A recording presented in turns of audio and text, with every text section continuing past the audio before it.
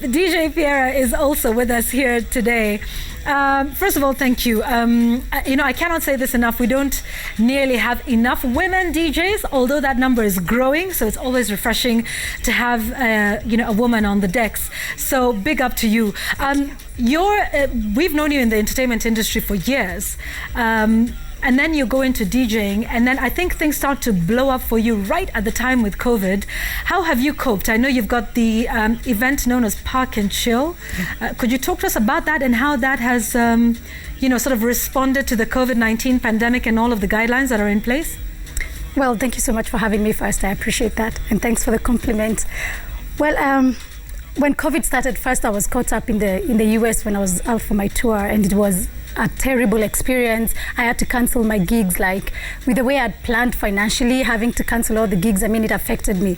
However, when we came back and I was on lockdown, that's when I realized actually when I'm on lockdown, I can do a lot. Like, guys want to know how you're doing. Guys want to know, what are you playing? Are you still okay? So I started interacting with people on my lives.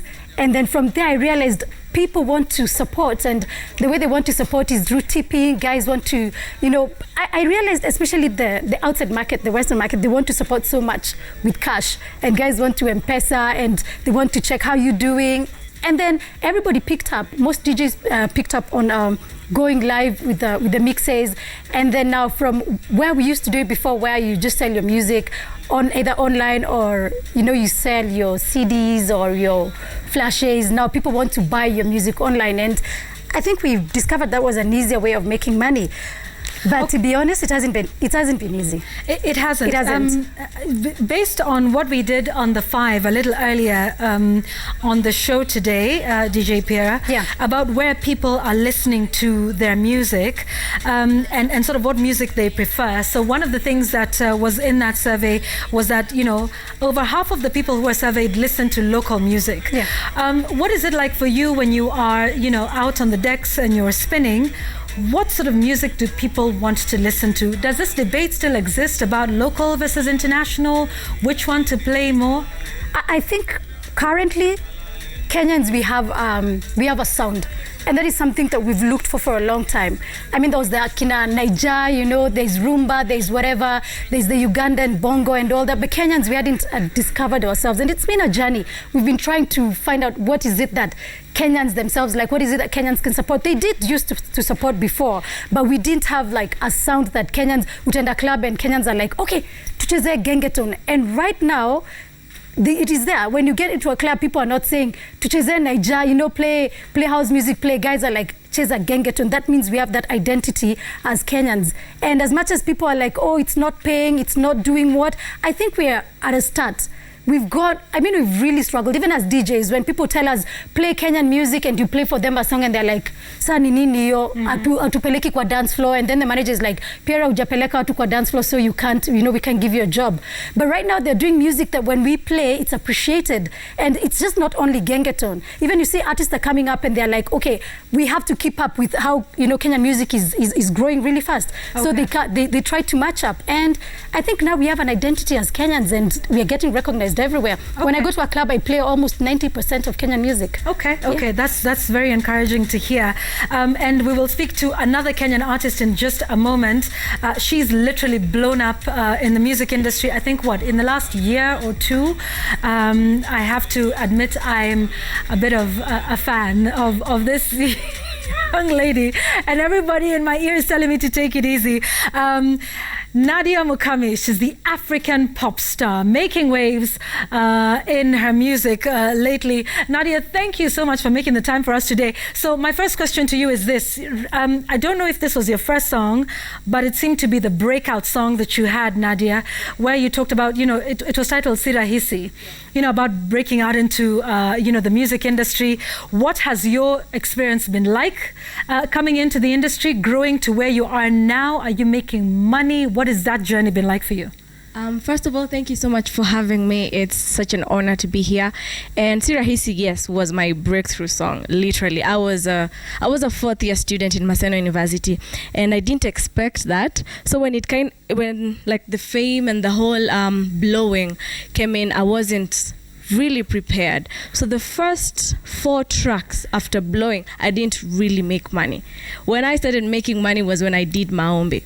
As Willis had talked about the CPM issue, there's a time when you do music, there's a certain audience you have as an artist. Then you do a certain song that shifts the audience and you're able to make money. That's why you can be able to find artists online complaining they're being robbed or something. But have you checked your CPM? Have you checked your audience? And also the fact that we're in Kenya. There's an artist who can have, I'm going to give you a literal example. An artist who does gospel music, like the respected gospel music, and another one who does I don't want to call it ratchet music. That artist, maybe the street music may have like 10 million views and the gospel artist has like 2 million views.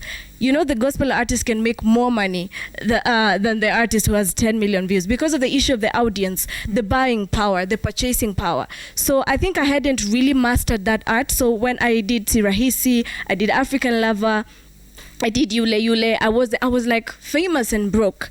It was until I did Maombi, that's like on the literal context, that's when I started making money. Yes. And you also have a management team around you. Yes.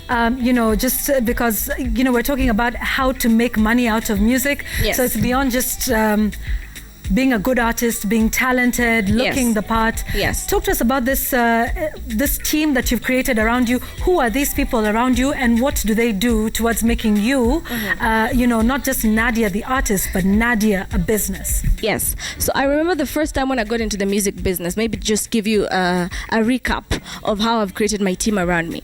I got signed and I went for an interview. I approached a certain guy who owned a record label. By then it wasn't that big. So I had a plan, I wrote a 5-year plan, I had my biography, my profile, like I literally had a plan. So I called the guy for a meeting and I was like interviewing myself.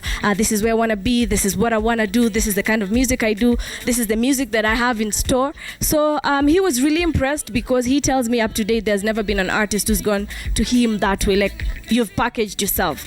There's something I always tell artists. It doesn't matter if you have the biggest record label in the world. You have to have the hard work yourself. The plan has to start from you, because when a team is coming to guide you, they're going to complete your vision. The vision has to be there, such that when you bring a management team, they're fulfilling your vision. They're helping you get into the process of fulfilling the vision. So having a team around me has been really easier for my work, because I don't end up being the artist, being the manager, being the content manager.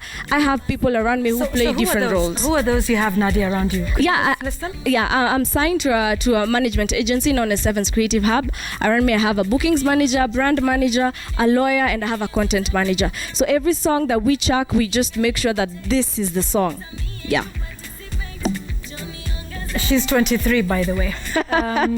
24. 24. Sorry, I just turned 24. Yes. I'm sorry. Yes, 24. Yeah. And I think everybody from Maseno is very happy that Mchia Maseno is on the show. But this is what Maseno looks like, ladies and gentlemen. Talking about money. Yes. Let's talk to Nadia. Just hold on a little bit, because we'll come back and talk about everything else that you're doing. She has a 5-year plan. She's 24. She had a vision. She's in music. Are you a banker? Do you have your 5-year plan? Do you have the people around you? Just something to think about. Figure that out.